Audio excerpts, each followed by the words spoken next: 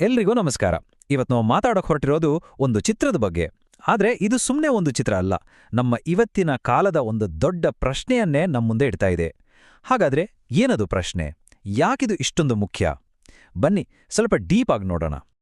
ನೋಡಿ, ಈ ಚಿತ್ರದಲ್ಲಿ ಕಾಣ್ತಾ ಇರೋ ಪ್ರಶ್ನೆಗಳೇ ಇವತ್ತು ಇಡೀ ಜಗತ್ತು ಆರ್ಟಿಫಿಷಿಯಲ್ ಇಂಟೆಲಿಜೆನ್ಸ್ ಬಗ್ಗೆ ಮಾತಾಡಕ್ಕೆ ಕಾರಣ. ನಮ್ಮ ಜಗತ್ತಿನ ಮೇಲೆ ಎಐ ಅಂದ್ರೆ ಆರ್ಟಿಫಿಷಿಯಲ್ ಇಂಟೆಲಿಜೆನ್ಸ್ ಯಾವ ರೀತಿ ಪ್ರಭಾವ ಬೀರಬಹುದು ಅಂತೆ ಪ್ರತಿಯೊಬ್ಬರ ಮನಸ್ಸಲ್ಲೂ ಇದೇ ಪ್ರಶ್ನೆಗಳು ಮೂಡ್ತಾ ಇವೆ. ನಮ್ಮ ಮೊದಲ ಭಾಗದಲ್ಲಿ ಜಗತ್ತಿನ ಭವಿಷ್ಯಕ್ಕೂ ಎಐಗೂ ಏನು ಸಂಬಂಧ ಅಂತ ನೋಡೋಣ. ಕೇಳಕ್ಕೆ ಇದು ಸ್ವಲ್ಪ ಫಿಲಾಸಾಫಿಕಲ್ ಅನ್ನಿಸ್ಬಹುದು, ಆದರೆ ಇಡೀ ಚರ್ಚೆಯ ಬೇರು ಇರೋದೇ ಇಲ್ಲಿ. ನೋಡಿದ್ರಲ್ಲ ಆ ಚಿತ್ರದಲ್ಲಿ, ಅದರಲ್ಲಿರೋ ಮೊದಲ ಪ್ರಶ್ನೆನೇ ಇದು. ಆರ್ಟಿಫಿಷಿಯಲ್ ಇಂಟೆಲಿಜೆನ್ಸ್ ನಿಜವಾಗ್ಲೂ ನಮ್ಮ ಜಗತ್ತಿನ ಭವಿಷ್ಯವನ್ನ ಡಿಸೈಡ್ ಮಾಡುತ್ತಾ? ಅಪ್ಪ, ಎಂಥ ದೊಡ್ಡ ಪ್ರಶ್ನೆ ಅಲ್ವಾ ಇದು. ಇದು ಬರೀ ಟೆಕ್ನಾಲಜಿ ಬಗ್ಗೆ ಮಾತಾಡ್ತಾ ಇಲ್ಲ, ಇಡೀ ಮನುಕುಲದ ಭವಿಷ್ಯದ ಬಗ್ಗೆನೇ ಕೇಳ್ತಾ ಇದೆ. ನೋಡಿ, ನಾವು ಜಗತ್ತಿನ ಭವಿಷ್ಯದ ಬಗ್ಗೆ ಎಷ್ಟೇ ದೊಡ್ಡದಾಗಿ ಯೋಚನೆ ಮಾಡಿದ್ರೂ ಕೊನೆಗೆ ಬಂದಿಲ್ಲೋದು ನಮ್ಮ ಸ್ವಂತ ಬದುಕಿಗೆ ಅಲ್ವಾ? ನಮ್ಮ ಕೆಲಸ, ನಮ್ಮ ಸಂಬಳ, ನಮ್ಮ ಜೀವನ, ಈ ವಿಷಯಕ್ಕೆ ಬಂದಿಲ್ಲುತ್ತೆ. ಇದೇ ಅಲ್ವಾ ಎಲ್ಲರನ್ನೂ ಕಾಡೋ ಪ್ರಶ್ನೆ. ಹಾಗಾದ್ರೆ ಬರೋಣ ನಮ್ಮ ಎರಡನೇ ಭಾಗಕ್ಕೆ. ಉದ್ಯೋಗ ಸೃಷ್ಟಿ ಆಗುತ್ತಾ ಅಥವಾ ವಿನಾಶವಾಗುತ್ತಾ? ಇದು ಇಡೀ ಚರ್ಚೆಯ ಹೃದಯ ಭಾಗ ಅಂತಾನೆ ಹೇಳ್ಬೋದು. ಎಐಯಿಂದ ಜಾಬ್ಸ್ ಸಿಗುತ್ತಾ ಅಥವಾ ಇರೋ ಜಾಬ್ಸ್ ಹೋಗುತ್ತಾ? ಇಲ್ಲಿ ಎರಡು ಸೈಡ್ ಇದೆ. ಒಂದು ಕಡೆ ಎಐಯಿಂದ ಹೊಸ ಹೊಸ ಇಂಡಸ್ಟ್ರಿಗಳು ಹುಟ್ಕೊಳ್ಬೋದು, ಮನುಷ್ಯರ ಸ್ಕಿಲ್ಸ್ ಇನ್ನೂ ಜಾಸ್ತಿ ಆಗ್ಬೋದು ಅನ್ನೋ ಒಂದು ಭರವಸೆ. ಇನ್ನೊಂದು ಕಡೆ ಎಲ್ಲ ಆಟೋಮೇಟ್ ಆಗ್ಬಿಟ್ಟು ನಮ್ಮ ಕೆಲಸಗಳೆಲ್ಲ ಹೋಗ್ಬಿಡತ್ತೆ ಅನ್ನೋ ಭಯ. ಬನ್ನಿ ಈ ಎರಡೂ ವಾದಗಳನ್ನ ಒಂದೊಂದಾಗಿ ನೋಡೋಣ. ಮೊದಲಿಗೆ ಪಾಸಿಟಿವ್ ಸೈಡ್ ನೋಡೋಣ. ನಮ್ಮ ಮೂರನೇ ಭಾಗ ಎಐ, ಹೊಸ ಅವಕಾಶಗಳ ಸೃಷ್ಟಿಕರ್ತ. ಜಾಬ್ ಮಾರ್ಕೆಟ್ಗೆ ಎಐ ಹೇಗೆ ಒಂದು ಒಳ್ಳೆ ಬದಲಾವಣೆ ತರಬಹುದು ಅಂತ ಅರ್ಥ ಮಾಡಿಕೊಳ್ಳೋಣ. ಈ ವಾದದಲ್ಲಿರೋ ಒಂದು ಇಂಟ್ರೆಸ್ಟಿಂಗ್ ಪಾಯಿಂಟ್ ಏನ್ ಗೊತ್ತಾ? ಎಐಯಿಂದ ಪೂರ್ತಿ ಹೊಸ ಇಂಡಸ್ಟ್ರಿಗಳೇ ಹುಟ್ಕೊಳ್ಬೋದು ಅಂತ. ಯೋಚನೆ ಮಾಡಿ ನೋಡಿ, ಒಂದು 20 ವರ್ಷದಿಂದೆ ಆ್ಯಪ್ ಡೆವಲಪರ್ ಅಥವಾ ಸೋಷಿಯಲ್ ಮೀಡಿಯಾ ಮ್ಯಾನೇಜರ್ ಅಂತ ಜಾಬ್ಸ್ ಇರುತ್ತೆ ಅಂತ ಯಾರಾದರೂ ಅನ್ಕೊಂಡಿದ್ರಾ? ಇಲ್ಲ ಅಲ್ವಾ? ಅದೇ ರೀತಿ ಎಐ ಕೂಡ ಇವತ್ತು ನಾವು ಊಹಿಸೋಕೋ ಆಗದಂಥ ಎಷ್ಟೋ ಹೊಸ ಕೆಲಸಗಳನ್ನ ಸೃಷ್ಟಿ ಮಾಡ್ಬೋದು.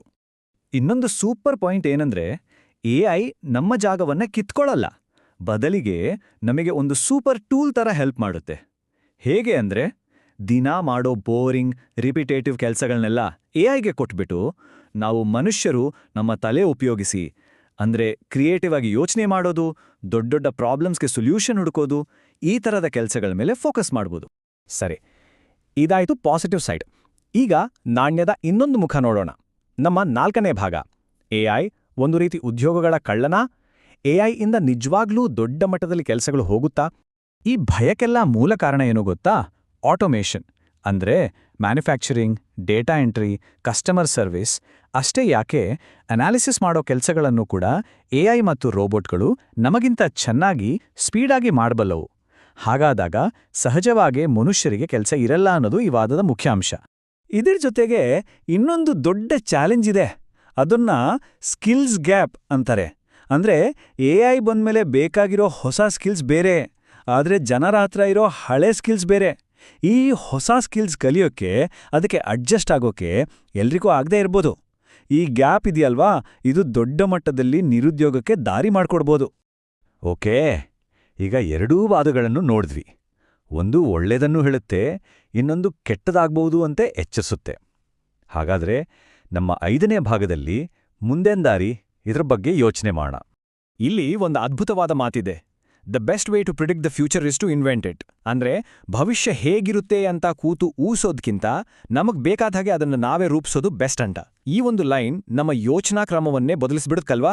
ಏನೋ ಆಗತ್ತೆ ಅಂತ ಸುಮ್ಮನೆ ಕಾಯೋ ಬದಲು ನಮಗೆ ಎಂಥ ಭವಿಷ್ಯ ಬೇಕು ಅಂತ ನಾವೇ ಡಿಸೈಡ್ ಮಾಡೋ ಶಕ್ತಿ ನಮ್ಮ ಕೈಲಿದೆ ಅಂತ ಇದು ಹೇಳುತ್ತೆ. ಕೊನೆಯದಾಗಿ ಒಂದು ಮುಖ್ಯವಾದ ಪ್ರಶ್ನೆಯೊಂದಿಗೆ ಈ ಚರ್ಚೆಯನ್ನ ಮುಗಿಸೋಣ. ಟೆಕ್ನಾಲಜಿ ನಮ್ಮನ್ನ ಕಂಟ್ರೋಲ್ ಮಾಡುತ್ತಾ ಅಥವಾ ನಾವು ಟೆಕ್ನಾಲಜಿಯನ್ನ ಕಂಟ್ರೋಲ್ ಮಾಡ್ತೀವಾ? ಯೋಚಿಸಿ ನೋಡಿ. ಕೊನೆಗೆ ಎಐಯಿಂದ ಕೆಲಸಗಳು ಸೃಷ್ಟಿಯಾಗುತ್ತೋ ಅಥವಾ ಹಾಳಾಗುತ್ತೋ ಅನ್ನೋದು ಆ ಟೆಕ್ನಾಲಜಿ ಮೇಲೆ ಡಿಪೆಂಡ್ ಆಗಿಲ್ಲ. ಬದಲಾಗಿ ಅದನ್ನು ನಾವು ಮನುಷ್ಯರು ಹೇಗೆ ಬಳಸ್ತೀವಿ, ಹೇಗೆ ಕಂಟ್ರೋಲ್ ಮಾಡ್ತೀವಿ, ಮತ್ತು ನಮಗೆ ಬೇಕಾದ ಹಾಗೆ ಅದನ್ನು ಹೇಗೆ ರೂಪಿಸ್ತೀವಿ ಅನ್ನೋದರ ಮೇಲೆ ನಿಂತಿದೆ. ಇದರ ಬಗ್ಗೆ ಖಂಡಿತ ಯೋಚನೆ ಮಾಡಿ.